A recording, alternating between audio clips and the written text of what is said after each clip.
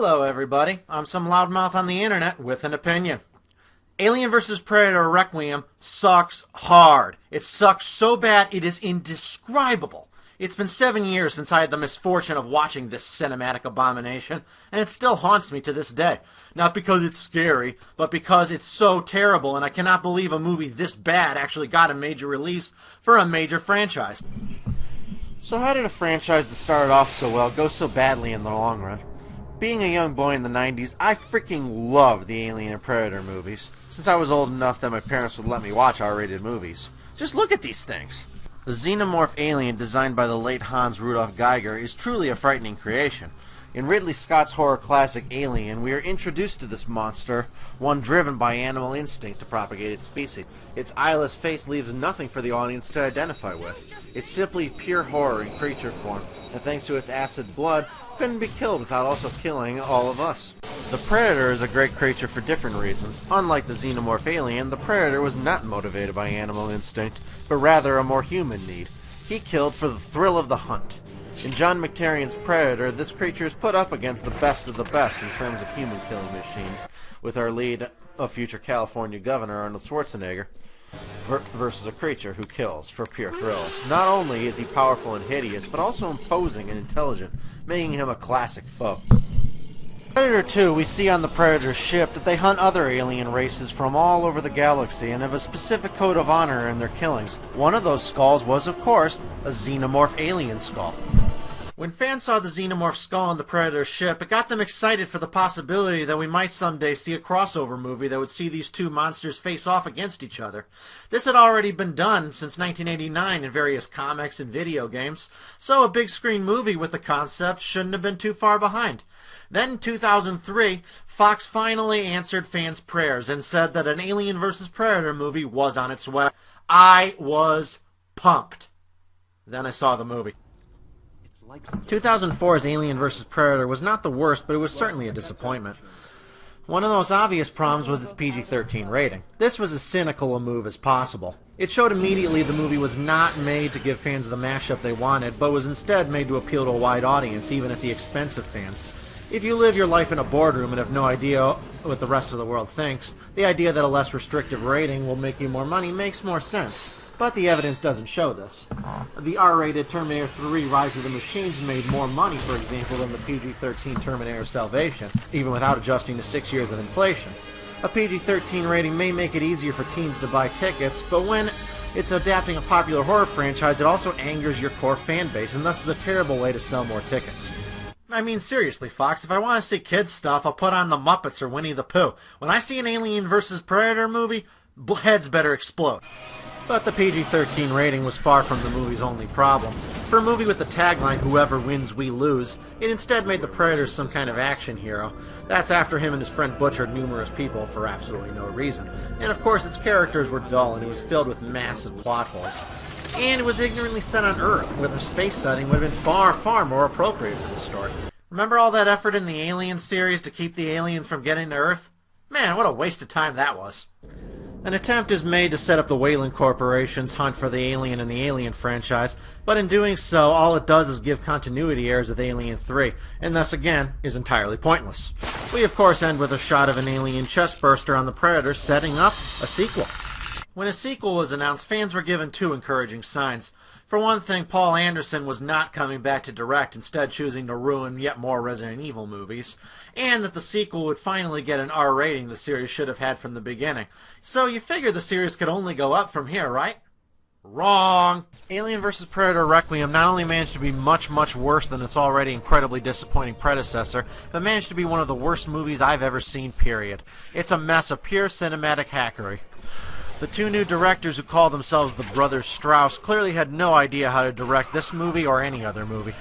So what makes this movie such a disgrace not only to its predecessors but to movies in general as well? Well, let's dig in and find out.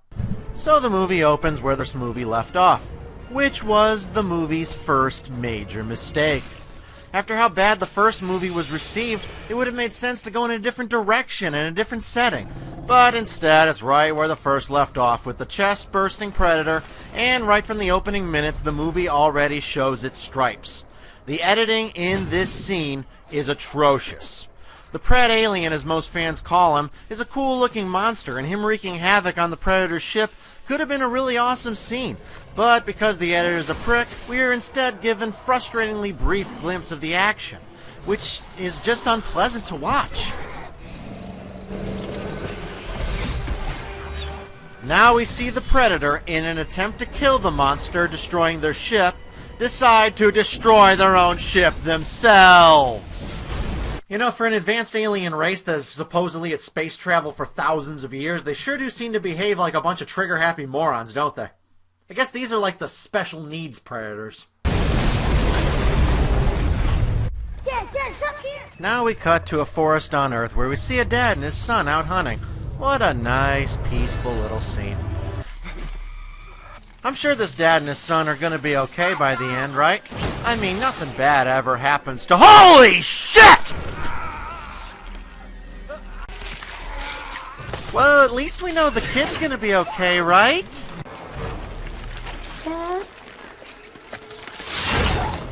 But honestly, I have no problem with this. I often get annoyed that kids seem to get spared in horror situations because the audience doesn't want to see anything happen to children.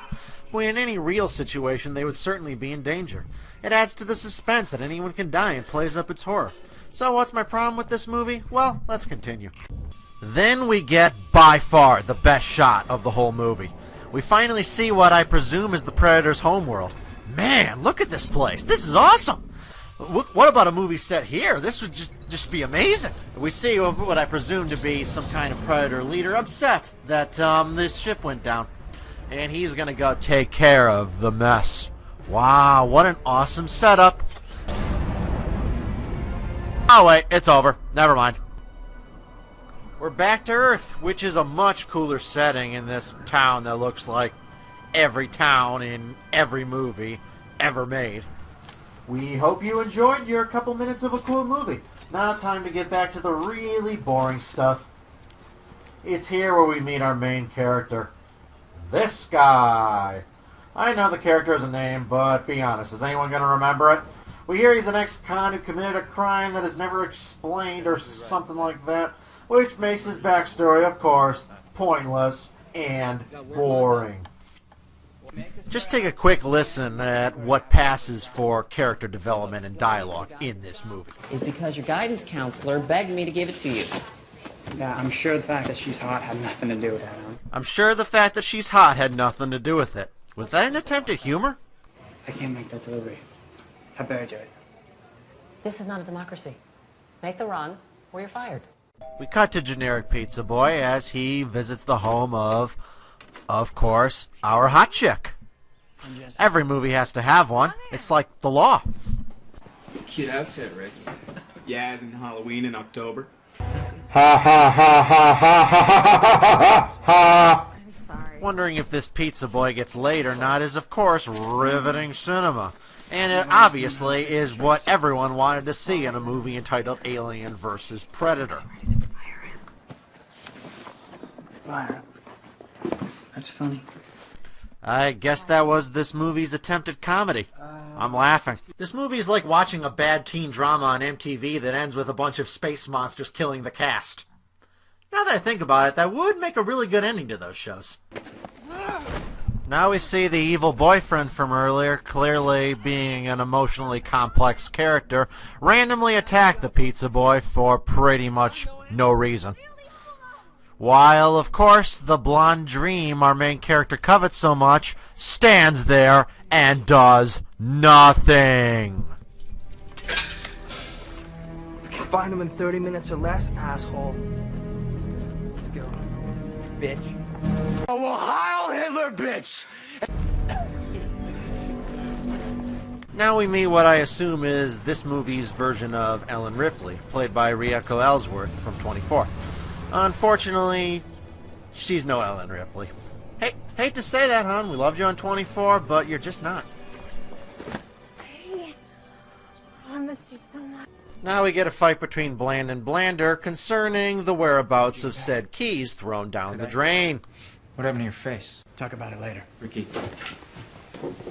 Hey. We'll talk about it later. No, let's talk about it right now. Get your hands off. Get your fucking hands So off. what happened to your face? Dale Collins and his friends jumped me. They threw my keys in the sewer. All right, give me the bat. What are you doing here, Ricky, Dallas? I'm not gonna ask What are you you again. doing? Give me the man? fucking bat. Yeah, how dare you have a madman hit you in the face? That was so inconsiderate. We cut to the sewer where we see these guys, who I'm just going to refer to as generic monster food, hanging out and drinking booze in the sewer. Why are you hanging out in the sewer? Who hangs out in the sewer? Even homeless people, even hobos. Why are you in the frigging sewer? What are you doing? But who should show up here except the Predator, in a shot clearly meant to mirror the opening shot of the original Predator. Apparently he is here to clean up the mess and save the day. Save the Earth from the mean old xenomorphs.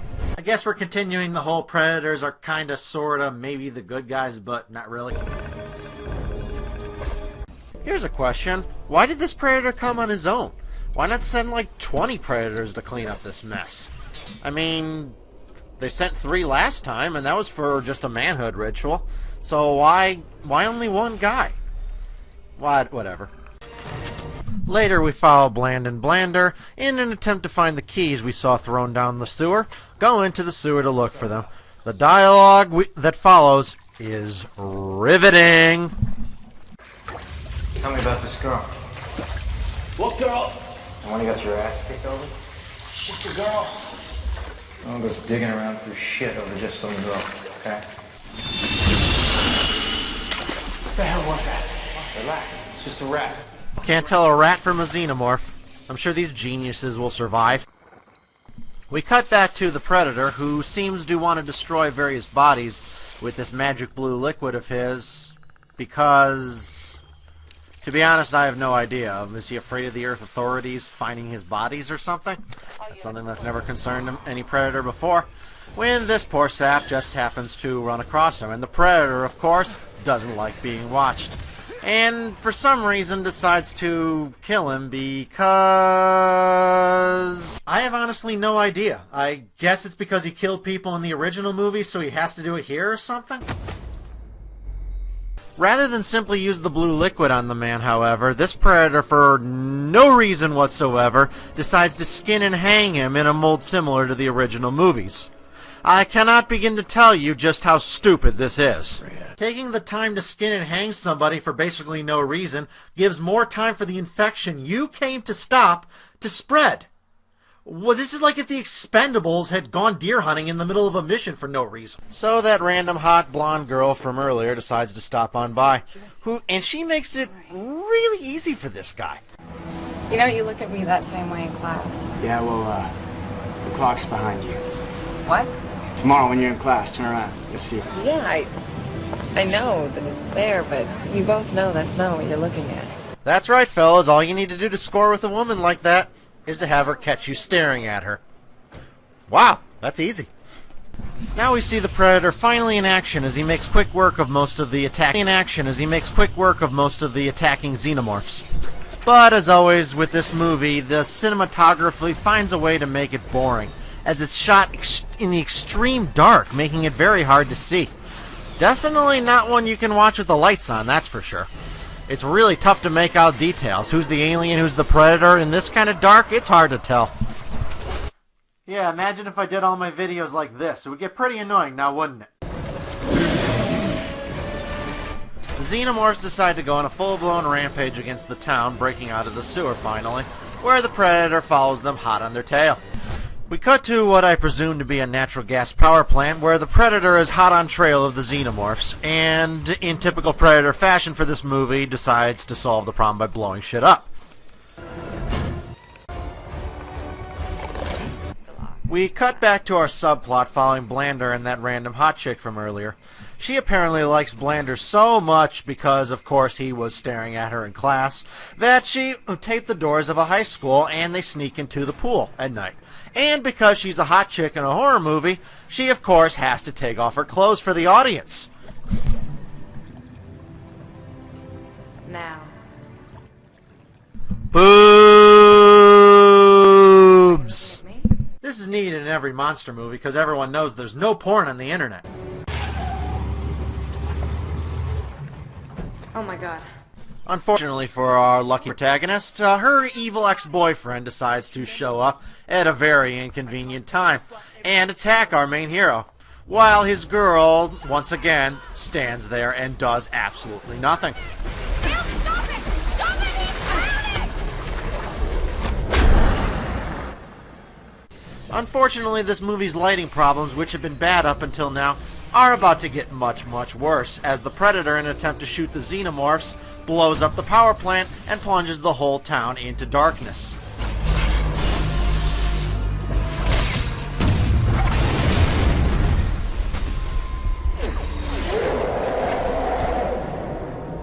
The rest of this movie is so dark it might as well have been released on audiobook. I swear, when I first saw this movie in the theater, I actually considered complaining to theater management that the projector they were showing it on was busted because I couldn't see anything. But no, that is actually how they shot this movie. It makes for even fights between our titular monsters frustrating affairs because you can't see anything that's going on. Now our incredibly likable group of characters get attacked in the pool by the Xenomorphs. Keep in mind, they've been attacked by the Xenomorphs and they've seen them. This comes very important later in this review, so remember that this happened.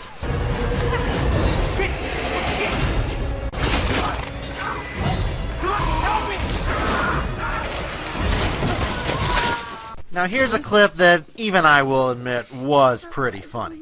What? It's a monster. See? No monster.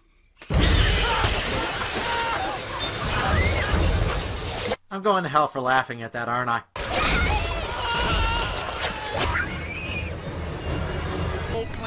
So, as you might imagine, the monsters that have invaded the town have started to cause a bit of mass pandemonium.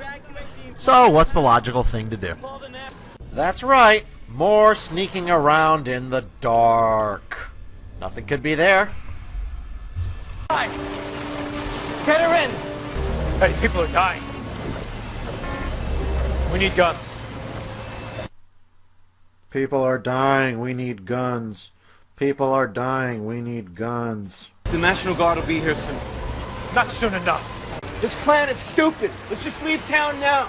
Because we're not going to make it out of town without weapons, dickhead. You're too stupid to talk, Dale. Shut up. I love how the guy that actually suggests the common sense thing to do is told to shut up, that he's too stupid to talk. I mean, was this movie written by a 10-year-old? Jeez. If I was in this situation, I would just get in a car and I would drive out of town as fast as I could. But if people or predators used any common sense, we wouldn't have a movie, would we? So our protagonists decide to, after, let me repeat, nothing is preventing them from leaving this town, decide not to leave the town, but instead to search in the dark for guns. Brilliant! These guys are real survivors. I mean, I'm all about the right to bear arms, and I would want guns too if I was under siege by space monsters, but I would much rather get away from the space monsters, you know? Hey, you got power on that thing? Yeah, I just need some light. Some light would be nice now, wouldn't it? So the National Guard finally arrives, and needless to say, it doesn't go well. But has it ever really in these movies?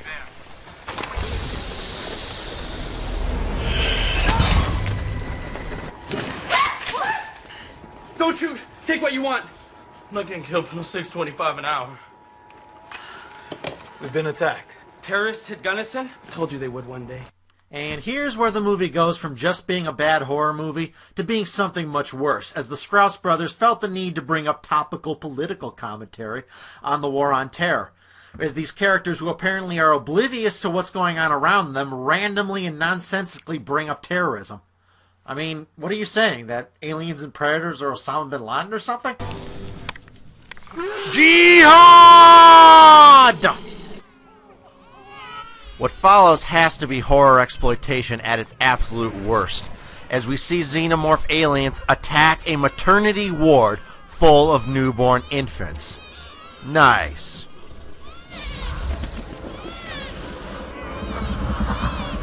Look, I know what I said, that I actually admired that this movie doesn't spare children from being targets of these monsters, as it adds to the horror, but this is just needlessly exploitative. A maternity ward full of infants? Why not next a pet shop full of puppies while you're at it? Building up suspense in a proper way requires effort. Having him attack a maternity ward is not brave, it's just lazy.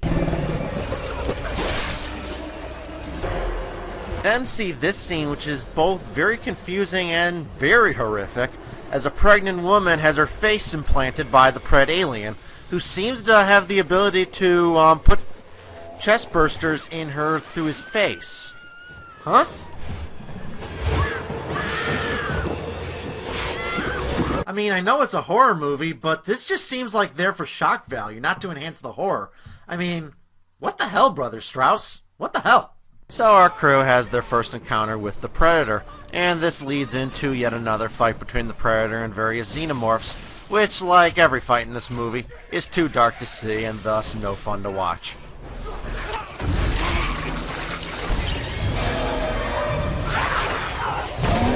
We follow that fight with this lovely scene.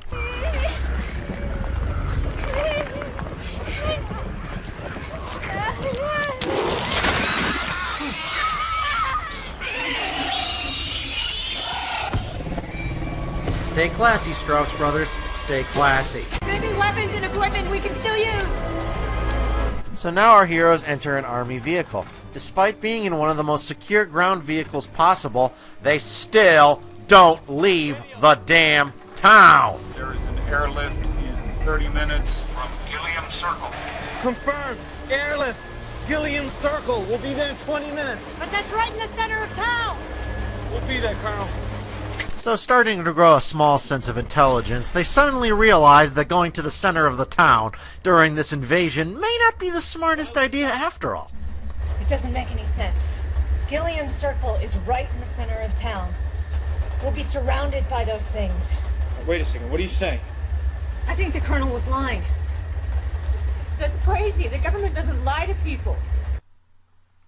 Are you kidding me, Brother Strauss? No, seriously. What the hell was that?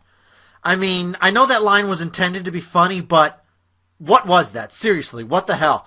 Did you suddenly decide that your little story of penis-headed aliens attacking a small town was going to be your vehicle to attack the Bush administration in the War on Terror? I mean, are you that obsessed with your politics that you have to insert it in everything you make, regardless of whether it makes any sense to the story you're telling?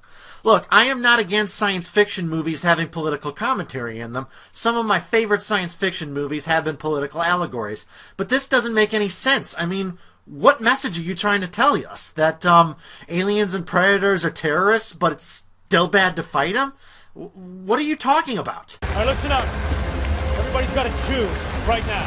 Going to the hospital with the tank. So after a disagreement on whether or not the army is to be trusted, or whether the government lies to people, or some crap like that, they decide to split up, some believing the government will pick them up at the center of town, and others going to the hospital for some reason.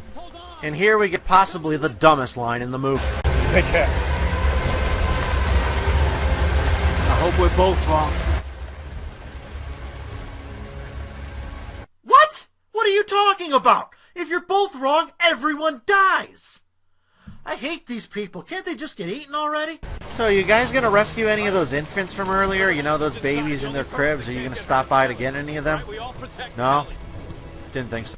So, still being too stupid to just leave the damn town in their ground vehicle. Okay, I promise I'll stop harping on this issue. They instead, for some stupid reason, decide to invade this hospital in the hopes of finding a chopper. Get it? Get to the chopper! But who should show up again but, of course, the Predator. Not sure if that's a good or bad thing for our protagonist's survival. What follows is, you guessed it, a scene of them walking around in pitch black darkness while the audience struggles to see what the hell is going on. That is until some xenomorphs show up and their protagonists proceed to shoot them. Remember in Aliens when their acid blood would spray on you after shooting them? Well, that doesn't seem to be a problem anymore. So we see another Alien vs. Predator fight. You know, the kind of stuff we did want to see from this movie. But, as always, and not to sound like a broken record, it's too dark to see, making the scene much less fun than it should be. It also doesn't help that this movie seems to forget about the aliens' acid blood, as their blood splatter seems to have absolutely no effect on the Predator.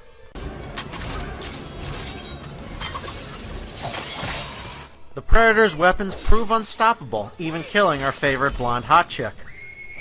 Yep, her role in the movie was incredibly important. If she hadn't shown up and stripped by the pool like that, none of this would have had as much meaning.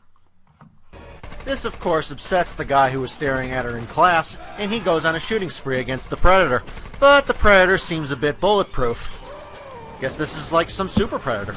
Unfortunately, this move proves costly.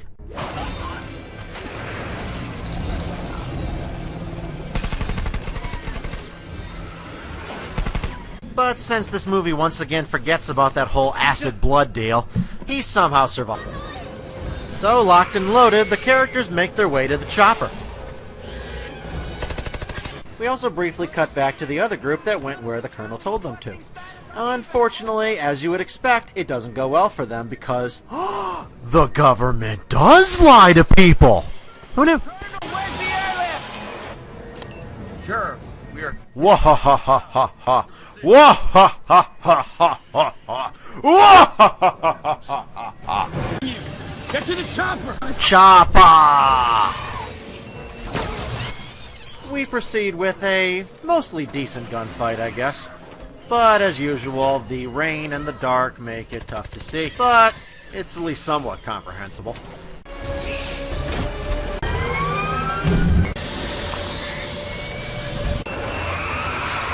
Fuck you! So even though Dallas, clear as can be, has acid blood fall right on him, he's perfectly okay afterwards because this movie's writers don't have enough ways to piss me off. So Dallas makes it back to the chopper just in the nick of time. Let's go! And they finally leave the town. About time. Now we see the final fight between the Pred Alien and the Predator. The fight that this movie has been building from the beginning. And, surprise, surprise, surprise, shock to the maze, it's too dark to see. Now, in the grand tradition of Predator movies, we see the Predator finally take off his mask, while the Pred Alien patiently stands there and does nothing, waiting for him to do so. That was nice of him.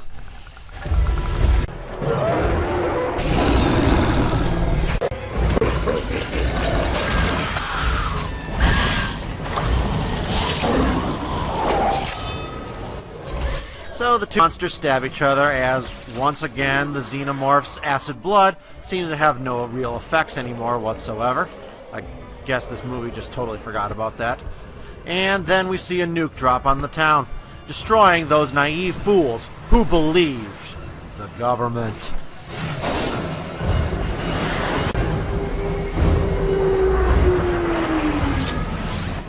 Wah-ha-ha-ha-ha-ha! Wah-ha-ha-ha-ha-ha!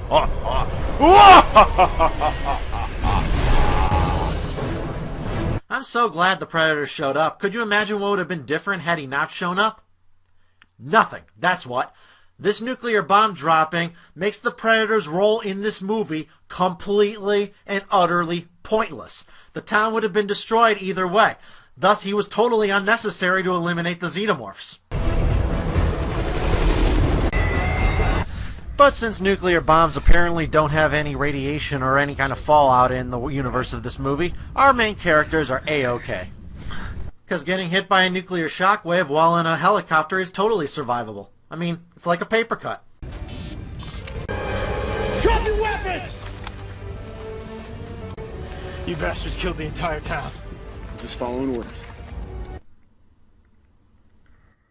Oh, what monsters! They destroyed the whole town, and their only excuse is that they were following orders. For shame. Except that their action probably saved the entire world, but let's ignore that shit. Put down your weapons. We need a medic for my brother. And our character's journey is finally over. Having just shrugged off the whole nuclear bomb thing, they decide to just move on and be happy with what they have. But it's not quite over yet, as we end with a confusing scene of the military giving Predator tech to the Yutani Corporation, which I guess was set up why the future Wayland Yutani Corporation is after the aliens or something like that, I guess. Not really explained. But this isn't for our world, is it, Miss Yutani?